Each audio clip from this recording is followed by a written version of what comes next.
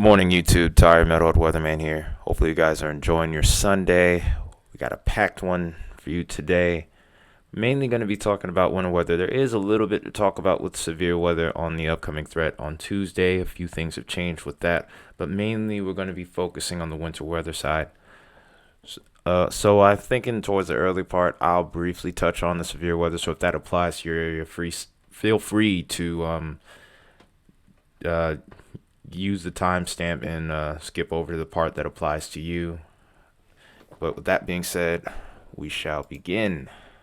We'll start out with the marginal risk for severe weather today. It's still in place from yesterday. No real concern with that, but there is heavy snow that's going on over the Ohio Valley right now. It's actually a meso discussion that was issued not too long ago for a heavy snow band that's constructed over west and west central Ohio into the central part of the state. I do expect this to move east as time goes on.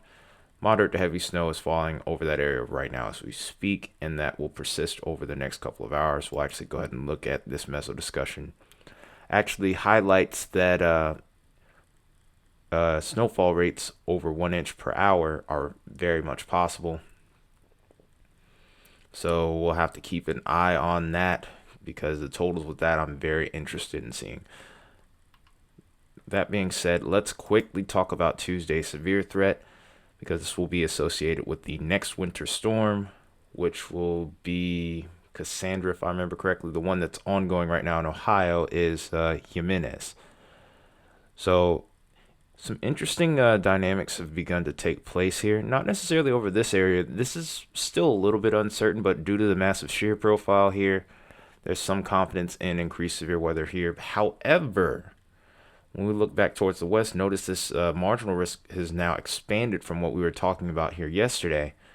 And the thing with this is the conditions here are a tad bit more favorable. There's a little bit more uncertainty. Like this is still not a high yielding CAPE event by any stretch of the imagination, but surface temperatures and dew points do seem a little bit more favorable here.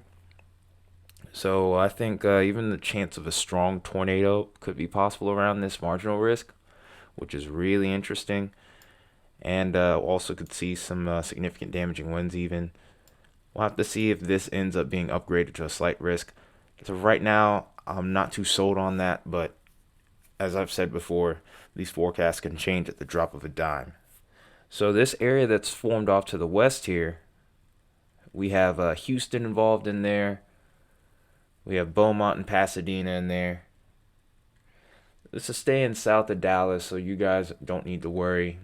Tyler, Texas, I don't think you guys need to worry. I think it's just south of you. This is mainly going to be posted towards the Texas coast and parts of western and southwestern Louisiana. But that's the main threat with this. We'll get into the hazard types probably tomorrow because I will touch up on this again tomorrow evening before, of course, the event is expected to unfold. These storms are also expected to form in the morning, so that's another thing to keep in mind here. So now that we've talked about that, let's get over to the wintry side of things, which will be the meat of this video here. We have a lot ongoing right now even with Jimenez. Waiting for this to populate here, if it would. There we go. So I'm looking at the probability. Oh boy, this thing's going crazy. So what we're looking at here is we're looking at the probability of snow accumulating above 2 inches. The brighter the colors, say once we get into the blues and into the reds, the higher the probability of getting 2 inches or more of snow. It's pretty self-explanatory. Over towards this region here in the Ohio Valley, it's at least a 60% chance or above. When we get into the red around here in, say, New York, we're getting towards 80 and 90%. It's almost a guarantee at that point. So we can see our bullseye right here. When we get to looking at 4 inches, this starts to drop off a bit. And mainly, of course, the Ohio Valley is going to be a little bit more. Actually, it's a little bit less favorable. I guess this is backed off on it from the last time I looked. But we still can see up towards the foothills of the Adirondack region. We could see about 4 inches of snow. And then as we head into areas like New Hampshire, Vermont, you guys could see a small pocket of maybe 4+ inches of snow. Jimenez will still be bringing plenty of snow, just the more abundant totals will be a little bit further out to the north. Highest probabilities, of course, will be to the northeast. Ohio Valley's got some pretty good probabilities of an inch or more. And then, of course, we'll have to watch towards the west with our next system, which will most likely end up being named Kassandra. So we'll move this forward all the way up till Tuesday. And then we'll watch this pop it, and we'll start to see snow develop around the desert southwest here. Panhandle of Texas could get involved here too. It's pretty high confidence that we will get above an inch of snow in these regions, especially in New Mexico here. So as Jimenez is moving out, Kassandra will start to move in. And I think the highest snow totals as this storm progresses off to the east will end up being on Wednesday and Thursday. I think the Bullseye is going to be a little bit further south than what people would be expecting for this time of year. So here's our first Bullseye, of course. Like I said, Panhandle of Texas, New Mexico. But now we got a little secondary Bullseye that's popped up around northern Arkansas, southern Missouri. And as this moves further and further east, that Bullseye is going to progressively move further to the east as well. I think we're going to end up seeing a lot of areas seeing about 2 to 4 inches widespread across the Ohio Valley, parts of the Missouri Valley as well, and some parts across the Mississippi Basin here.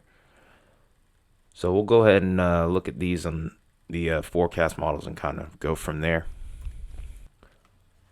So we'll set this into a loop here real quick, and we'll get a general idea of what's going on here.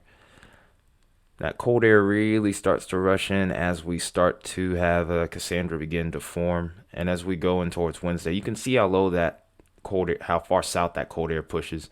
Even some areas towards the Panhandle of Texas, on average, you will see lows maybe towards the 30s. We got some spots here that we're pushing towards the teens here, right around the New Mexico and Texas border here. So that just shows how abundant the cold air that's coming in with this is. So with that moisture coming in, the timing is going to be perfect, and some moderate to heavy snow is possible over these regions. Heavier than what you're used to. I'm pretty sure we'll end up seeing some winter weather advisory and winter storm watches warnings being issued in probably the next 24 to 36 hours over this region. Probably by Monday, we'll start to see those winter weather advisories or winter storm watches starting to extend a little bit further off to the east. We'll start to see parts of, say, Missouri and Arkansas getting involved in the action here. And then this will end up spreading over into the Ohio Valley and then eventually the Northeast.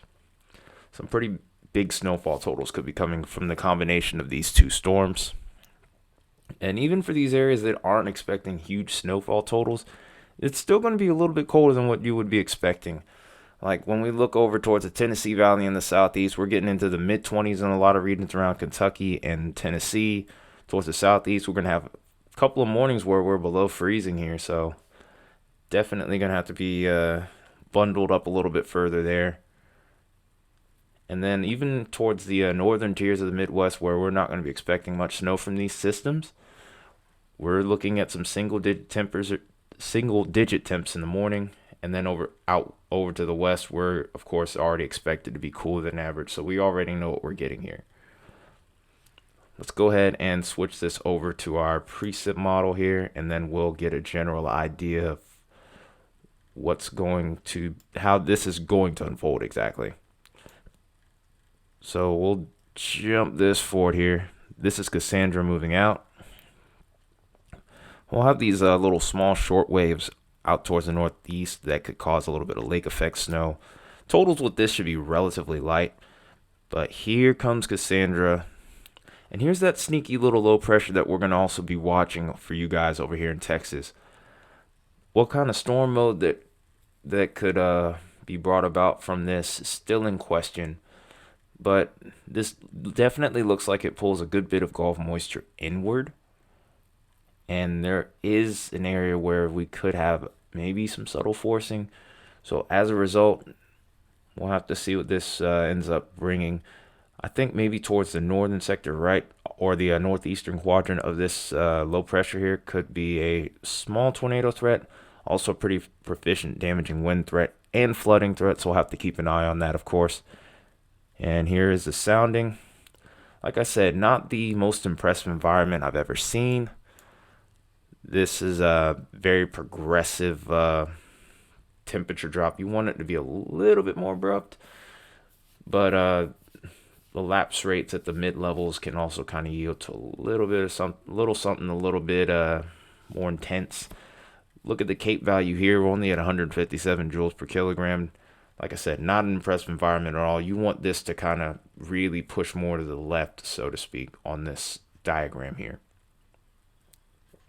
The helicities at the low levels, not very strong. 53 meters squared per second squared. Not very strong, but nonetheless, a severe threat is still very much possible. And then as we watch this go forward, we'll start to really see what will likely be Kassandra blossoming. Also see a line of thunderstorms begin to develop, but as this pretty much goes to the east of Mississippi, the severe weather threat's going to diminish. Mainly going to be looking at more so just heavy rain, a few rumbles of thunder here and there, but then the story switches over to the snow potential that comes with Kassandra. You could see moderate to heavy snow throughout the Ohio Valley. Some parts of some of the more southernmost reaches of the Ohio Valley, maybe towards northern Kentucky, you could see a wintry mix. I have to watch you guys for the potential of ice. We'll get more in depth in that probably tomorrow, because we're gonna have to get more in depth with the temperatures in the mid levels, because some warm air aloft is what's gonna most likely affect how this ends up turning out for you guys. You're more likely to see rain, in my opinion, as of right now. But of course, things can quickly change with winter storms and especially ice. We'll watch this storm system go progress into the northeast, all the way up to the end of the model run here. This is on Wednesday night into Thursday. This is when we'll be watching areas like New York City maybe starting out as snow, and then eventually transitioning into rain as we get into the morning hours of Thursday. So now that we've looked at that, let's go ahead and take a look at our model comparison here for our final totals leading up to Thursday. The heavy totals seem to definitely be lingering more so towards the northeast and getting a little bit closer and closer progressively towards areas like Philly and New York here, Long Island region. Before we were kind of trending away from you guys, but it looks like things are starting to trend in your favor if you're looking for snow. You guys have had a decent amount of snow, but not much as what we've seen in previous years. So I'm sure there's a few of you that are probably happy about that. So congratulations to you. If not, then it's not going to be the worst event in the world if you aren't looking for snow. I think you might see about maybe 3 or 4 inches, maybe an inch towards New York. The further inland you get, though, the higher the snowfall totals seem to get. Especially more so towards the valleys of the Adirondacks this time around. The mountains have been getting hit pretty hard with snow this year in this region. Not so much the valleys until you get closer towards Maine, but we're seeing a good bit of action over in these regions. Buffalo, of course, I know you're probably tired of snow. So, yeah, here's another dose, but at least it's not going to be a crazy amount. This is definitely something that's more along the lines of what you can handle here.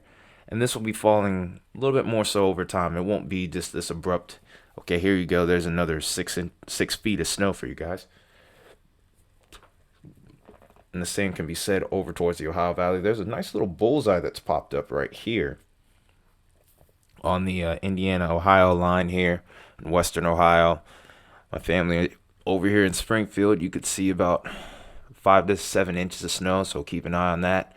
Again, this will be progressive. This will be between the two systems. So you'll get a nice little helping of snow. It's a widespread swath where we could see 3 to 5 inches, a couple areas where we get to about 6 inches. And then as we go further out west, totals drop off a bit. We're starting to see more so 2 inches, 4 inches. We still could see pockets where we could get up to about 5 to 6. especially towards northern Arkansas. And then as we go towards areas, say like Oklahoma, we could see maybe an inch, inch and a half.